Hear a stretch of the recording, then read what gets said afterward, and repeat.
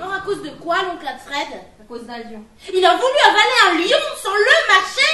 Non, c'est le lion qui l'a avalé. Oh, y a rien d'autre à manger. L'éléphant, ça fait plus de 3 mois qu'on en mange, il a vraiment mauvais goût et j'ai faim. Puis ce n'est pas demain que papa va inventer le réfrigérateur.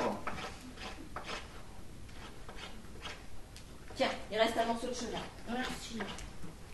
Bah, c'est pas du cheval, c'est de l'hyparion. Oh, je m'en fous pourvu que ce soit mangeable. Et mon frère, avec son grand crâne et sa grande cervelle, il est parti chercher la solution. Et où est-ce qu'il va la trouver, la solution? Enfin, il n'a pas encore compris que nous ne sommes que de simples pithécanthropes, que nous ne sommes pas de taille à lutter contre les grands félins. Hein, lui, il voit déjà les hominiens gouverner le monde animal. Cette grotte là-bas me semble spacieuse. Elle est bien exposée et sans doute très sèche. Nous pourrions l'adopter.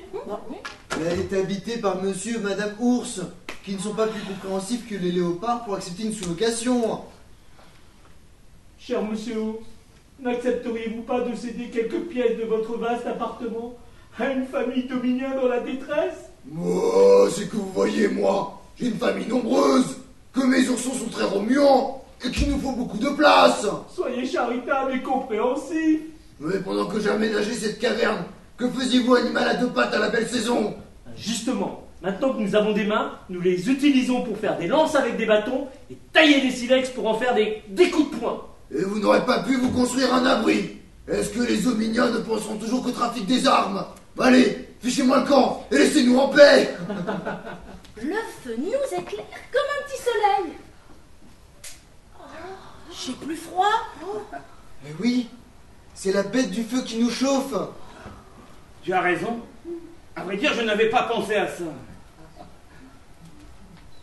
Quand le tigre a emporté notre petite Pépita, je me suis dit, ça ne peut plus durer. Bientôt, il n'y aura plus de miniens sur la Terre. Peut-être que la Terre pourrait continuer sans nous, les pithécanthropes. Sûrement même, mais tout de même, je crois qu'il y manquerait quelque chose.